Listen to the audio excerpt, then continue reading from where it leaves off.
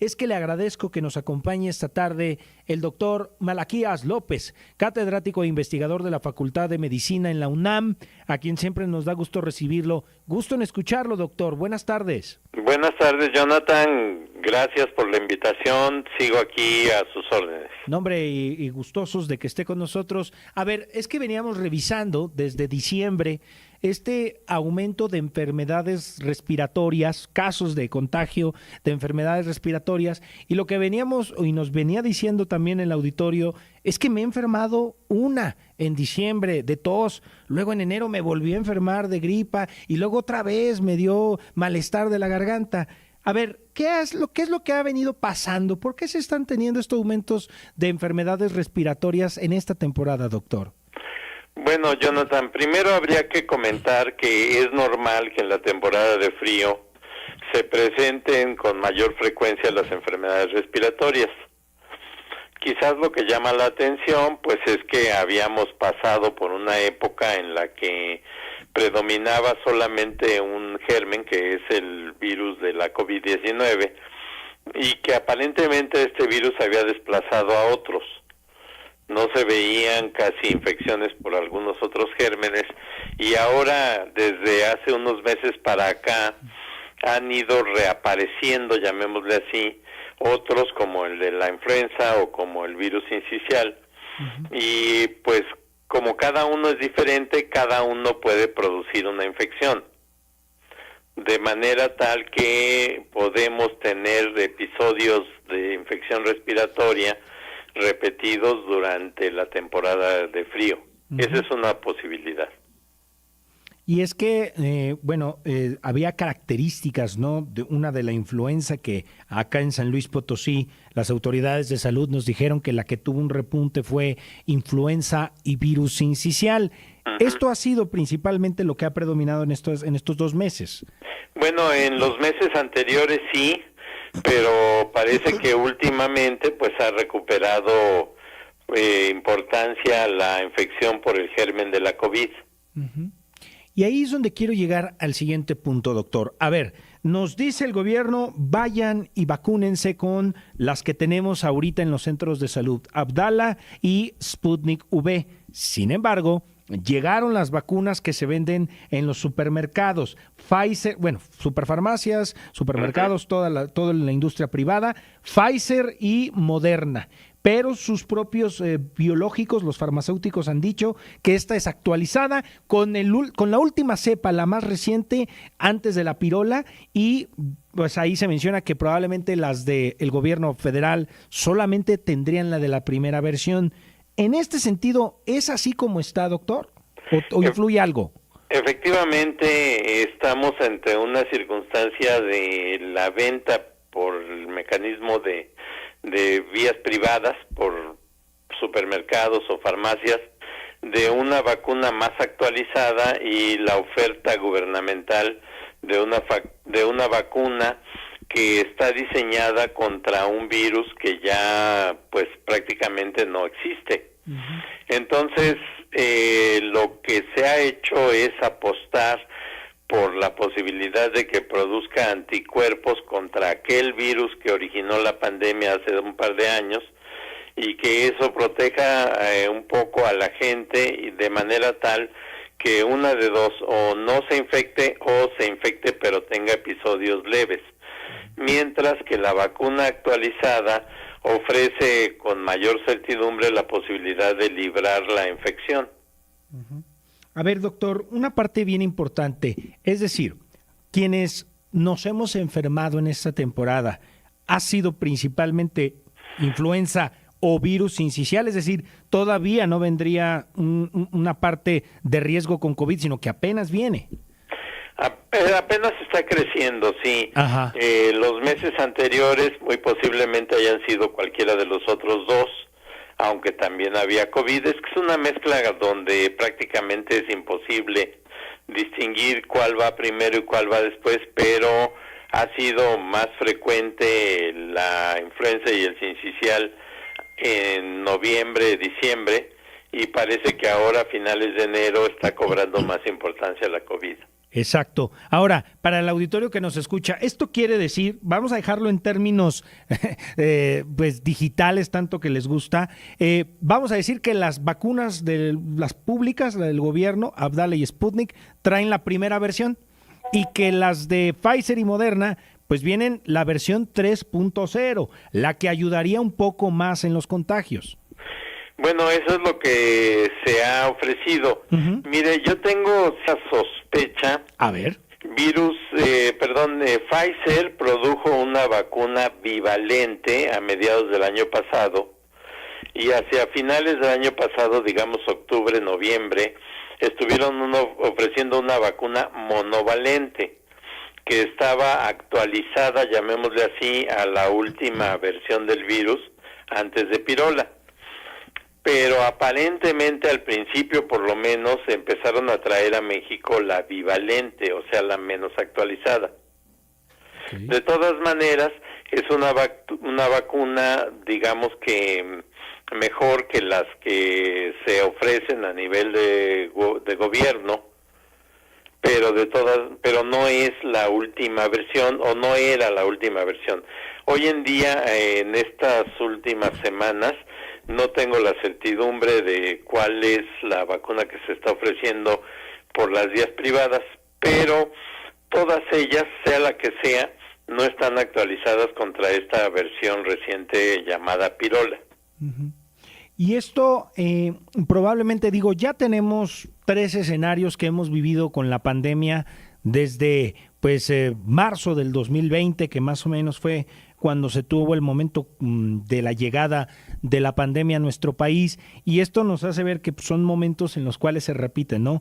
Por una parte, temporadas decembrinas con invierno y las vacaciones de verano en abril, marzo. Es decir, que entonces veríamos un detonante de aumentos de contagios para esa misma temporada, la siguiente de verano, con la variante Pirola. Bueno, no lo sabemos porque esa variante apareció hace muy poco tiempo y todo parece indicar, aunque nadie tiene la capacidad de decirlo firmemente, uh-huh, que el virus se ha ido actualizando y eso le da mayor potencial para infectar, pero menor gravedad, uh-huh, lo cual parece una buena noticia para la especie humana. Sí. Porque ya no mata tanto como hace 2 años, pero infecta más. Sí, claro. Ahora, si infecta más, es muy posible que se disemine tan rápido que tenga que cambiar para que produzca infección dentro de 6 meses.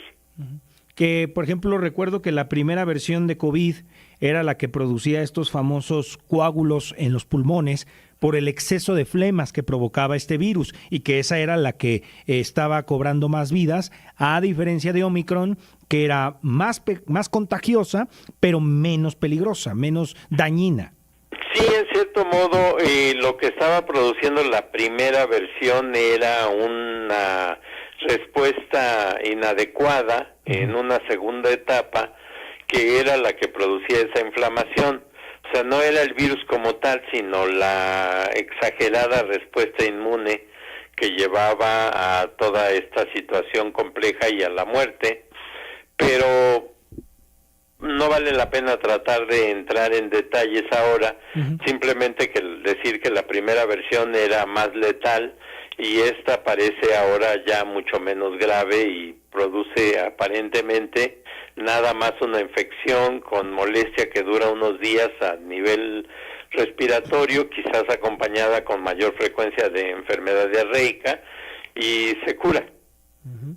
Ahora, doctor, la pregunta que a veces, pues, desafortunadamente tenemos en este contexto: si una persona tiene la oportunidad de acceder a esta compra de la vacuna privada de Pfizer o Moderna, ¿deben hacerlo, doctor?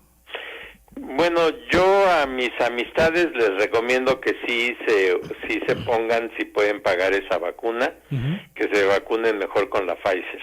Uh-huh. Creo yo que las vacunas, incluyendo la vacuna patria que se acaba de autorizar, que ofrecen los servicios públicos, pues van a producir una respuesta inmune, pero de una menor especificidad que la vacuna privada. Y lamentablemente, pues no veo posibilidades de que se ofrezca una mejor vacuna a nivel público. Espero que sí tenga beneficio, pero para mayor certidumbre, cuando pueden, pues sí, que la compren. Claro.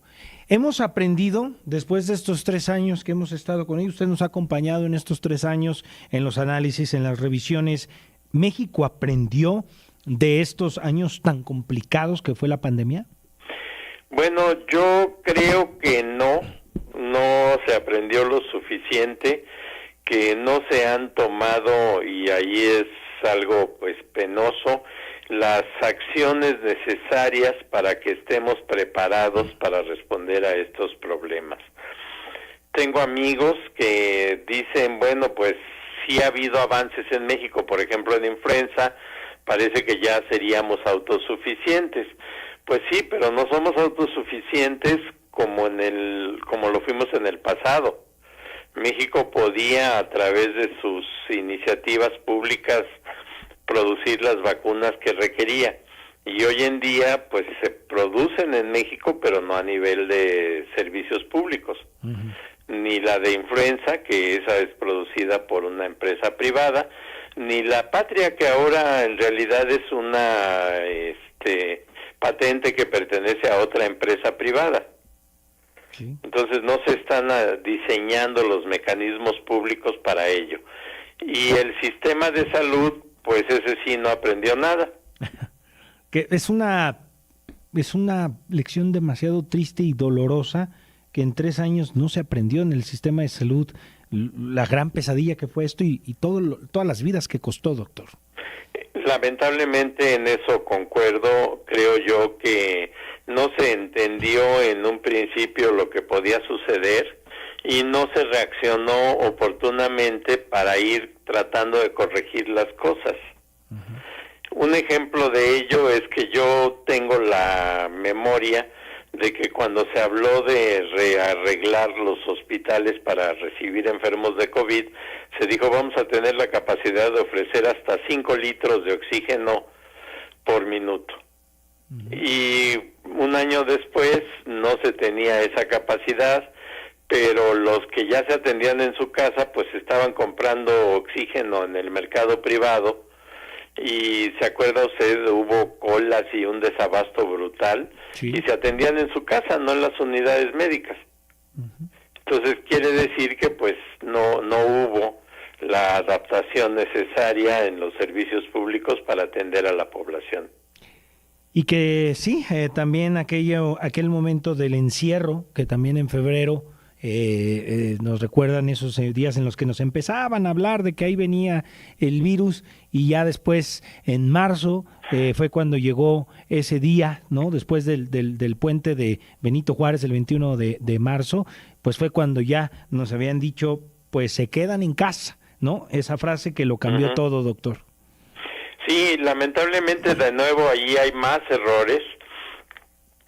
La gente que menos se pudo quedar encerrada era la que más riesgo tenía. Personas que no pueden garantizar ni siquiera que mañana van a tener comida en su domicilio y tienen que salir a ganar algo y a buscar algo para el otro día, y son las personas que pueden tener ataques más severos y que además ayudan a diseminar más. Y bueno, una falta de entendimiento que llegó hasta nivel presidencial con aquello de que no se preocupen, dense abrazos y no se queden en su casa. Pues todo eso fueron errores graves que provocaron una letalidad, una mortalidad altísima en este país.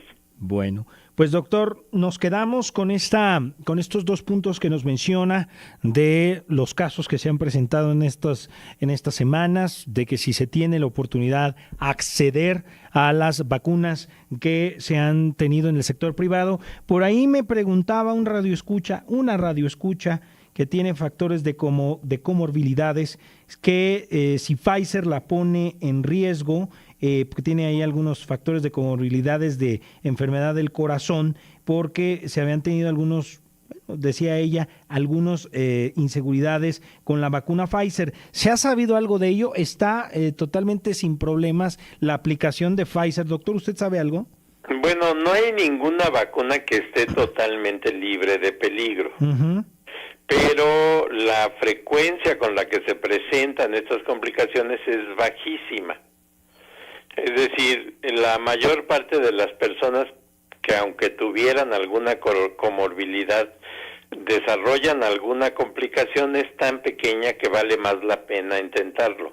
No deberían de quedarse al margen si lo pueden intentar pensando en que corren peligro. Bueno, pues esta es la parte que también queríamos revisar con usted y se lo agradecemos muchísimo, doctor. Pues gracias por estar con nosotros. Estoy a sus órdenes, Jonathan. Y seguimos a la próxima. Buena tarde. Hasta la próxima, bye.